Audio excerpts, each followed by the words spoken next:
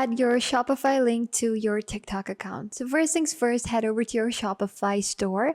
And this is basically my Shopify store. It's not really set up. I'm going to simply copy the link and go ahead onto my TikTok account. Right here, I'm going to head over to settings because there's a few things that you're going to make sure that you have onto your TikTok account before you can display your Shopify store.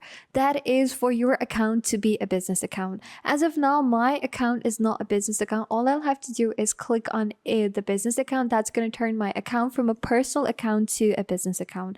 Once that is set up, let me just simply choose a category. The category could be anything related to your Shopify store. As of now, I'm going to select to clothing and accessories, and I'm going to simply become a business account.